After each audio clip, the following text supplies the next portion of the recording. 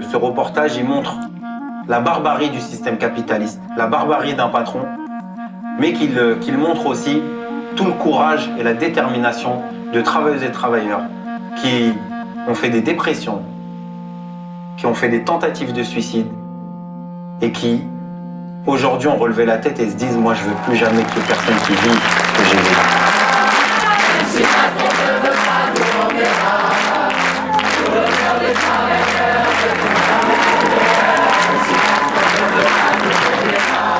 C'est leur histoire individuellement, mais en réalité, vous l'avez compris, et je pense toutes et tous, c'est l'histoire des agents de la RATP, mais c'est l'histoire aussi de notre camp social de manière générale. C'est un film qu'on a souhaité faire après que se soit formé au sein de la RATP un collectif d'agents qui ont souhaité essayer de s'organiser contre la répression. C'est pas juste un reportage qu'on doit regarder et s'émouvoir de ce que les gens ont vécu, mais c'est de voir de cette combativité, comment on en sort avec un plan de bataille pour commencer à s'organiser, lutter, pour que, comme dit Christine, que la peur change de camp. Faut arrêter d'avoir peur, de dire que c'est pas un crime d'être malade, c'est pas un crime d'avoir fait une petite erreur. Moi, c'est Wade de Monoprix, donc comme vous dites tout à l'heure et dans le reportage, ça montre que nous, les travailleurs, les travailleuses, on est tous dans la même merde. Et votre exemple, les RATP, je pense que nous, on doit tous s'inspirer, c'est un très bon exemple. La classe ouvrière, c'est la plus grande,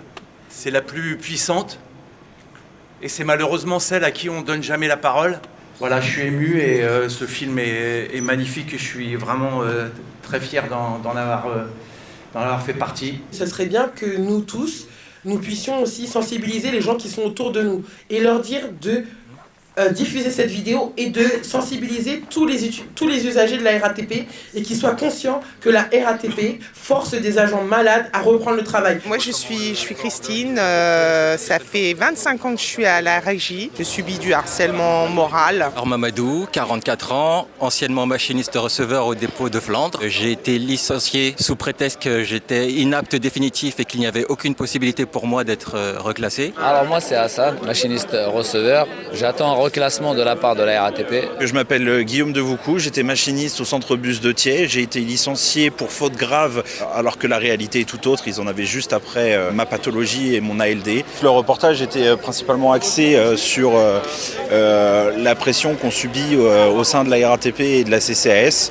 Des histoires poignantes, touchantes. Il faut le diffuser, il faut le montrer au plus grand nombre pour sensibiliser les gens. Les gens ils sont en train de prendre conscience. D'ailleurs, dans la salle, il n'y avait pas que des personnels RATP, donc il y a des personnes qui viennent d'extérieur, donc qui voient ça aussi, qui découvrent ce qui se passe et ils découvrent le mal-être des agents RATP. Quand il nous arrive quelque chose comme ça, là, comme moi j'ai vécu ou je vis encore, la force de la direction, c'est de croire qu'on est seul. Moi, je me disais que j'étais peut-être un cas isolé et effectivement, en rejoignant le collectif, je me suis dit, waouh, si je rejoins ce collectif, je ne serai plus tout seul et ça permettra à d'autres personnes de se rendre compte qu'ils ne sont pas seuls aussi. C'est faire en sorte de leur donner de l'espoir de façon à ce qu'on puisse s'unir et se battre justement contre des gros sioms qui s'en mettent plein les fouilles et qu'on n'a rien à foutre de laisser les gens crever. Et je suis juste en colère aujourd'hui, mais j'ai une colère saine, une colère qui m'aide à me battre. Voilà. Mon espoir pour la suite, c'est que une convergence des luttes, parce que dans d'autres secteurs d'activité, ils subissent les mêmes choses que nous. Le fait que ce soit diffusé sur Internet et ailleurs, peut-être que des collectifs tels que le nôtre se feront dans d'autres corps de métier. Et donc il y aura vraiment une vraie défense des agents, des travailleurs, afin que personne ne se retrouve plus dans nos situations. Voilà, oubliez la RATP d'avant, voilà la RATP d'aujourd'hui. L'inquiétude et le climat social au bus, elle est incontestablement moindre qu'elle n'était lorsque j'ai pris mes fonctions. Moi je suis rentré il y a 21 ans, jamais j'avais entendu parler de on ne paye pas un arrêt de maladie, on ne reconnaît pas un accident de travail. C'est un système mafieux, ni plus ni moins. Cette organisation-là, ça renvoie à France Télécom, EDF, GDF, La Poste également. On a remis de l'humain dans tout ça. La RATP, ils basent leur communication sur « on rentre dans une grande famille ». C'est du mensonge.